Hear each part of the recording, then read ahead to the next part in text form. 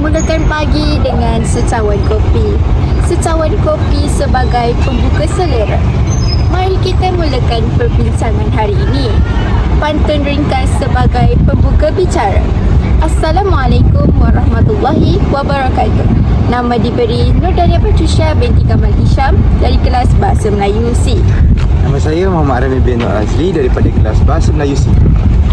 Nama saya Amari Rabi Muhammad Safudin daripada kelas Bahasa Melayu C.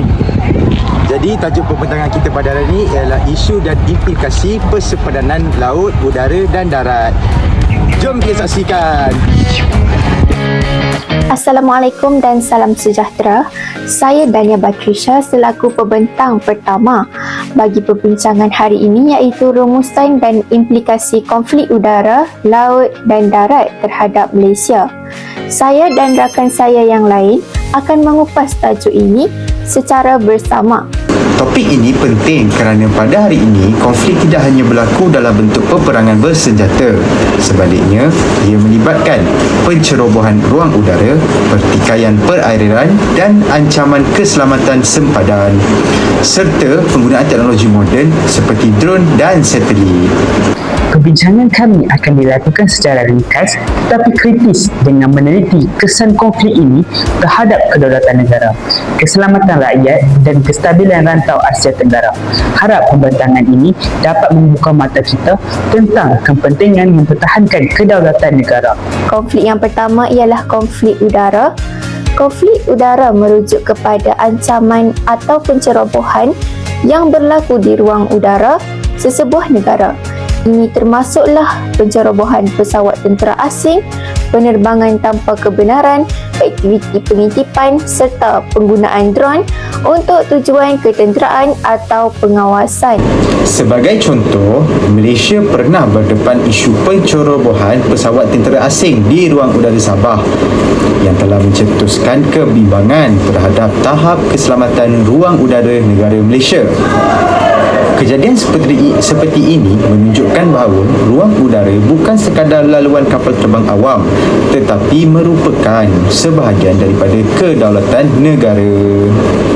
Implikasinya, Malaysia perlu memperkukuh sistem pertahanan udara seperti radar, pesawat pemintas dan keupayaan tentera udara Diraja Malaysia. Selain itu, kerjasama dengan negara jiran melalui latihan ketenteraan bersama dan perkongsian maklumat risikan juga sangat penting.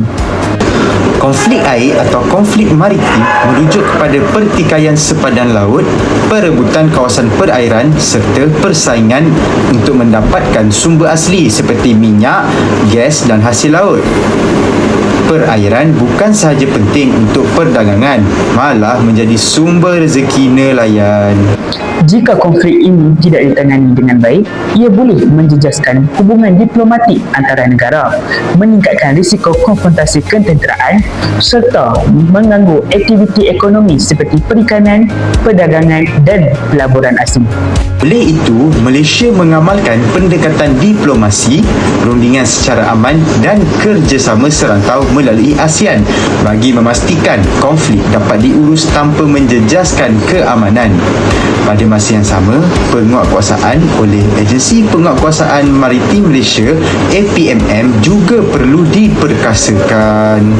Konflik darat pula melibatkan isu di sepadan darat seperti pencerobohan haram, penyelundupan barang terlarang serta pemandangan manusia dan pergerakan pendatang tanpa izin. Kawasan sepadan sering menjadi tumpuan kegiatan jenayah rentas sepadan. Sebagai contoh, di kawasan sepadan Malaysia-Thailand masih terdapat cabaran keselamatan yang memerlukan pemantauan berterusan oleh pihak berkuasa. Aktiviti penyelundupan dadah dan barangan selundup bukan sahaja menjejaskan keselamatan, malah memberi kesan kepada ekonomi negara Malaysia. Konflik darat yang tidak dikawal boleh menyebabkan peningkatan kadar jenayah, ancaman keselamatan masyarakat setempat serta ketidakstabilan sosial. Oleh itu, kawalan sepadan yang lebih ketat, penggunaan teknologi, pemantauan serta kerjasama dengan negara jiran amat diperlukan. Di samping itu, faktor kemiskinan dan ketidakseimbangan pembangunan di kawasan sepadan juga perlu ditangani supaya konflik darat tidak terus berulang. Kesimpulannya, konflik udara, air dan darat saling berkait dan memberi kesan besar terhadap keselamatan, kedaulatan dan kestabilan Malaysia. Ancaman keselamatan hari ini bukan sahaja berbentuk peperangan tetapi juga melibatkan ruang udara, perairan dan sepadan darat. Pendekatan menyeluruh perlu dilaksanakan melalui pertahanan negara yang kukuh, diplomasi antarabangsa, kerjasama serantau serta penggunaan teknologi keselamatan moden bagi meningkatkan keamanan negara.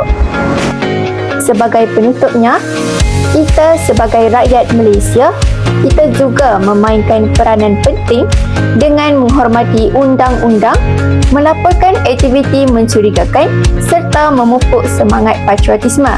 Semoga keamanan dan kedaulatan negara terus terpelihara. Sekian, terima kasih kerana menonton video kami. Baiklah, sekian itu sahaja daripada kumpulan kami. Assalamualaikum warahmatullahi taala wabarakatuh.